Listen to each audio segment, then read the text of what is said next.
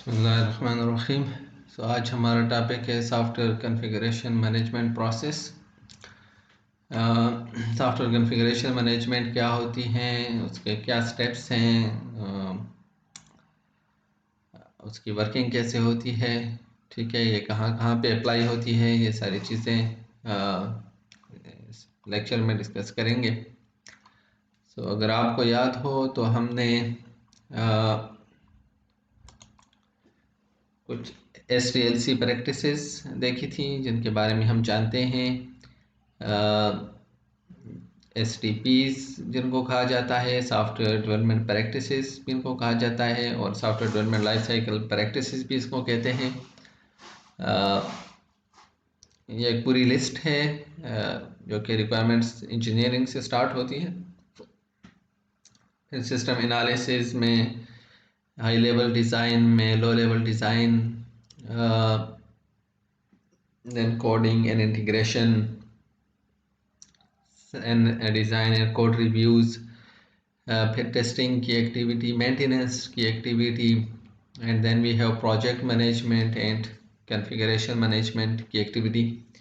So this is the whole list of software development practices. हर activity में फिर सब एक्टिविटीज़ हैं, जिस तरह रिक्वायरमेंट इंजीनियरिंग है, ये इटसेल्फ अपना एक टॉपिक है, टेस्टिंग है वो इटसेल्फ अपना एक ब्रॉड टॉपिक है, जिसमें रिव्यूज़ हैं इटसेल्फ एक ब्रॉड टॉपिक है।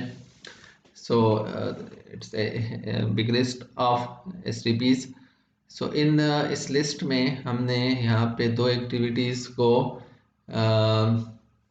देखिए। हमने एक्टिविटी नंबर 11 और 10 और 11 जो हैं उनका कलर हमने चेंज किया है, रेड कलर दिया हुआ है। तो इसकी रीज़न क्या है ये हम पहले भी आपको मैं बता चुका हूँ, अगर आपको याद हो। और कि ये दो एक्टिविटी बाकी 9 एक्टिविटी से कैसे डिफरेंट हैं। सो बेसिकली इनमें मेन डिफरेंस जो है वो क्या है कि वन इज़ फेज एक्टिविटी। हमने कैटेगराइजेशन हम इनकी करते हैं phase versus non phase activities में, ठीक। तो ये जो 1 to 9 है ये फेज एक्टिविटीज़ हैं, और 10 और 11 नॉन फेज एक्टिविटी हैं।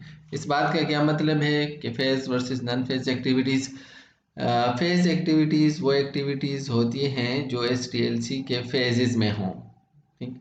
जिस तरह रिक्वायरमेंट इंजीनियरिंग है तो वो रिक्वायरमेंट्स गैदरिंग के फेज़ में होगी, एनालिसिस की एक्टिविटी है तो वो एनालिसिस के फेज़ में होगी, डिज़ाइन की एक्टिविटी है तो डिज़ाइन के फेज़ में होगी, कोड की एक्टिविटी है तो वो इम्प्लीमेंटेशन के फेज़ में होगी। इस तरह टेस्टिंग है। तो ये जो एक्टिविटीज़ हैं ये फेज़ वाइज हैं, मीन्स एक फेज़ में चलती हैं, फिर नेक्स्ट फेज़ आता है तो दूसरी एक्टिविटी चलती हैं। और एक फेज़ की एक्टिविटी दूसरे फेज़ में नहीं होती, एक फेज़ की एक्टिविटी जब ओवर हो जाती है तो फिर दूसरे फेज़ की एक्टिविटी स्टार्ट हो जाती है। So these are the phase activities. जबकि नॉन फेज़ एक्टिविटीज़ वो एक्टिविटीज़ होती हैं जिनका किसी स्पेसिफिक फेज़ से कोई ताल्लुक नहीं होता, ठीक है। मीन्स कि वो किसी ख़ास फेज़ में नहीं है। जिस तरह आप ये बड़ी आसानी से समझ सकते हैं कि देखिए प्रोजेक्ट मैनेजमेंट है, ठीक है। तो प्रोजेक्ट मैनेजमेंट की एक्टिविटी है वो तो जब प्रोजेक्ट स्टार्ट होगा तो ये एक्टिविटी स्टार्ट हो जाएगी till when the project ends, ठीक। तो जब प्रोजेक्ट एंड होगा तो ये एक्टिविटी भी एंड हो जाएगी। So now this is a non phase. ये किसी एक फेज में नहीं है कि फॉर एग्जांपल प्लानिंग के फेज में है तो प्रोजेक्ट मैनेजमेंट है, या इम्प्लीमेंटेशन फेज में है project management. No, this is not like that, ठीक है।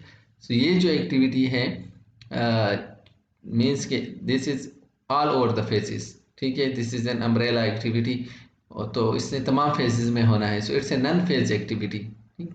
Same is the case with the configuration, और इन अदर वर्ड्स आप इनको चेंज मैनेजमेंट कह सकते हैं। सो ये भी जो एक्टिविटी है ये कॉन्फ़िगरेशन और चेंज मैनेजमेंट की ये जो दो एक्टिविटीज़ हैं ये भी अगेन देखें, ये कॉन्फ़िगरेशन मैनेजमेंट की एक्टिविटी ये भी हमारे पास क्या है, ये भी किसी एक फेज़ में नहीं है। जो ही हमारे पास प्रोजेक्ट स्टार्ट होगा तो ये एक्टिविटी स्टार्ट हो जाएगी और जब तक प्रोजेक्ट चलेगा तो ये एक्टिविटीज़ भी चलेगी।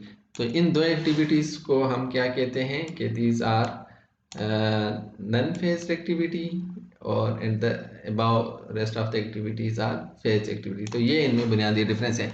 और फिर दूसरी बात ये है कि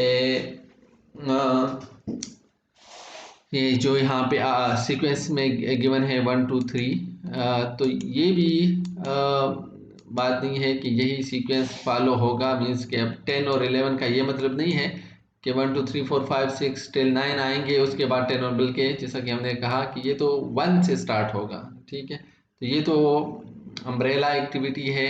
ये एक्टिविटी इन तमाम एक्टिविटी का एनवेलप है। बेसिकली इसने इन तमाम एक्टिविटीज़ को कवर करना है। ठीक, so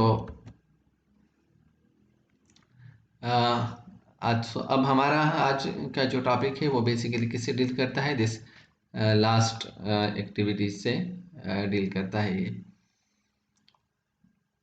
okay, so before we go further, हम यहाँ पे जस्ट रिकॉल कर लेते हैं इस कि व्हाट इज़ सॉफ्टवेयर इंजीनियरिंग, क्योंकि ये जो आज हम जो डिस्कशन करेंगे या कर रहे हैं वो बेसिकली कॉन्फ़िगरेशन मैनेजमेंट वो इस स्लाइड से भी डील करता है।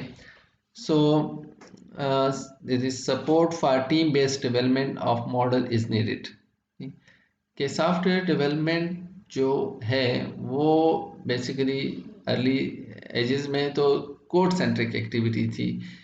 तो यहाँ पे ये टाइटल जो है हमारा कि मॉडल इज़ नीडेड, तो यहाँ पे होता जब तक प्रॉपर सॉफ्टवेयर इंजीनियरिंग नहीं थी तो यहाँ पे ये चीज़ क्या थी कि support for team based development of code is needed, कि कोड जो है वो टीम बेस्ड डेवलपमेंट हो। लेकिन now as the things are change, so यहाँ पे वी हैव बेसिकली एक टीम बेस्ड डेवलपमेंट हो जो मॉडल्स को डेवलप करें, और वो जो मॉडल डेवलपमेंट हो वो टीम बेस्ड हो, उसकी सपोर्ट। सो ऐसी की कुछ टिपिकल डेफिनेशन CIEEE की वो हम देख चुके हैं already.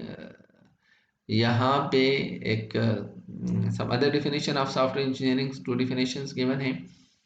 One is that software engineering SE is defined as multi-person construction of multi-version software। देखिए एक ही लाइन में सॉफ्टवेयर इंजीनियरिंग की डिफिनेशन गिवन है कि सॉफ्टवेयर इंजीनियरिंग दो चीज़ों का नाम है। इन्होंने इसको डिफाइन जो किया है ये डेविड लॉर्ज पार्नेस 1975 की डिफिनेशन है कि multi person construction of multi version software. दो बातें यहाँ पे की गई है मेनली कि सॉफ्टवेयर इंजीनियरिंग क्या है या सॉफ्टवेयर डेवलपमेंट बेसिकली क्या है कि एक तो मल्टी पर्सन का कंस्ट्रक्शन है, किसी एक बंदे का काम नहीं, इसमें मल्टीपल लोग इन्वॉल्व हैं।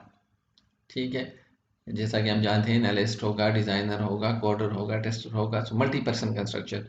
And then this multi person construction is for what?